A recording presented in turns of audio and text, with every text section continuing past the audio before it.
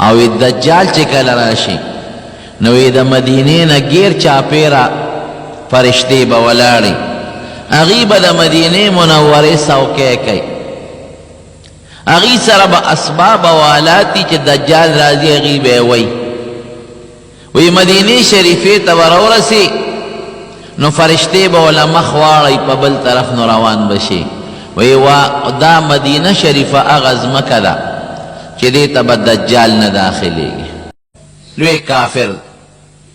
هغه له به الله ډېر لوی طاقت ورکړي او څه به خپل سحر وي او نظربندي به ورسره وي د دنیا دا خلق به ورپسې شي او خلق به کافر کي چاله به ډوډۍ ورکوي چاله به اوړه ورکوي چاله به غنم او دانې ورکوي او چاله به نغدې پیسې ورکوي او چې څوک یې تابع کېږي نو ابه کافري دجال ته به خدای وایي په دې ټوله ځمکه په دې دنیا به چکر لګوي او داسې حالت به ورسره چې څوک یې نه مني هغې خلکو باندې به ظاهري لږ تکلیف راځي لوږه به پرې راځي د نبی کریم صلی الله علیه وسلم یو صحابي دی حضرت تمیم الداری رضی الله عنه هغه راغی او نبی علیه السلام ته یو واقعه بیان کړه وی صاحب زه چې د خپل وطن نه راتلم په کشتۍ کې سواره شو نو هوا د بل طرف نه راله او زمونږ کشتۍ یو جزیرې ته ورسوله په دې کشتۍ باندې یو جنډه غوندې لګولي بادبان ورته وایي نو دا کشتۍ والا هغه بادبان لقی راړقی هوا ته مخامخ کوي نو د هغې په ذریعه کشتۍ روانه بادباني کشتۍ ورته وایي وی هوا د بل طرف نه راله او زمونږ کشتۍ په مخه کړه نو یو جزیرې ته ورسول وی هغه جزیره کې مونږ کوز شو وی په دې تمو چې دا هوا دا طوفان ختم شي نو مونږ به بیا د خپله کشتۍ کې کېنو واپس به راځو مدینې منورې ته راتلل وی چې هغه جزیرې ته ورسېدو وی په هغه جزیره کې یو حیوان غوندې شو هغه سره ملاقات شو ډېر غټ شو او داسې شو چې د هغه وجود د هغه په ویښتو کې پټو مونږ ته یې ویښته ښکارېدل او وجود یې نه ښکارېده وی مونږ ورنږدې شو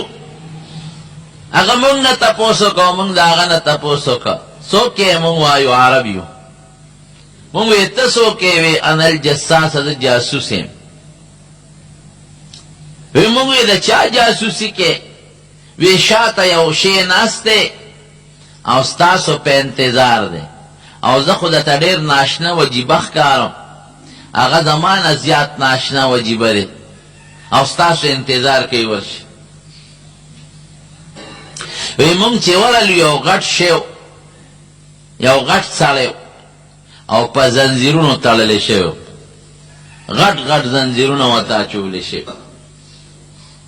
او یې ټوپ پی و په هغه زنځیر کې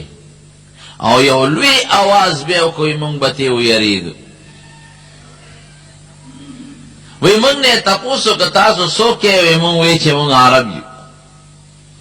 وی بیا رانه تپوس وکړه چې نبي آخر الزمان را پیدا شوی دی که نه وی مونږ ورته وی چې او را پیدا شوی دی وی بیا رانه نور تپوسونه وکړل پلانکې علاقه کې چې کوم باغ دی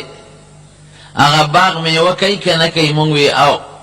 میوه خو کوي وی ان قریب ده چې د دې میوه به وچشي پلانکې علاقه کې چې کومه چینه ده اوبه پکې شته که نشته مونږ وی او شته پکې وی ان قریب ده چې د دې اوبه به هم وچشي وی بیا د نبي علیه السلام متعلق تپوس وکړه چې حالت یې څه دی جنګونه ورسره خلک کوي که نه کوي مونږ وی او کله د ده غلبوي کله د دشمن غلبوي وی ښه اخري فتحه به د دې وی دې کې به بیا یو ټوپ و او یو لویه چغه به یې وواله وی په زنځیر تړلی شو خو مونږ به ویرېدو وی بیا ترې مونږ تپوس وکړه ته څوک یې وی زه دجال یم او ان قریب ده چې زه به راوځم او په دې دنیا کې پښي طرف ته او ګس طرف ته به زه لوی فساد خورم او ما سره به د سرو زرو د سپینو زرو غرونه چې څوک مې مرسته کوي ملګرتیا کوي هغې له به ورکوم او چې څوک مې ملګرتیا نه کوي هغې له به نه ورکوم. دا خپله واقعه ورته ذکر کړه.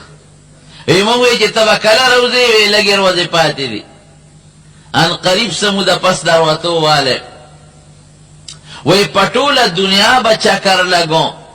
مگر چې کومه ځمکه توابه ورته وی توابه یا طیبه هغې ته به نشم تلی او چې کله زه دغه توابې ته او طیبې ته ورنږدې شم وی فرشتې به د هغې څوکۍ کوي نو ماله به مخ بل طرف ته واړی شام ته نو شام ته به لاړ شم هلته به ځم. دا قصه تمیم الداری رضی الله عنه نبی کریم صلی الله علیه وسلم ته وکړه او ردې نه مخکې حضور پاک هم دا واقعه صحابو ته بیان کړی. نو حضور پاک چې د خبره واورېده او صحابه هم واورېدله نو دا خو مخکې نبی علیه السلام بیان کړې وه نو هغې پوه شو.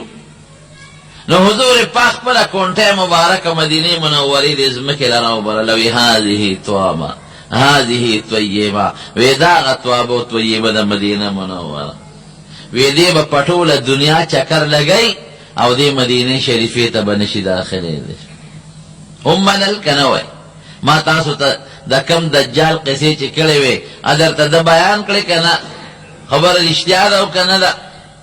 وی چې مدینې شریفې ته دا دجال را نږدې شي نو فرشتې به وله مخ شام ته ورواړی نو دې به شام ته لاړ شي. نو په شام کې به عیسی علیه السلام د اسمان نه راکوز شوي نو هغه به لږې شي او دا دجال به مړ کړي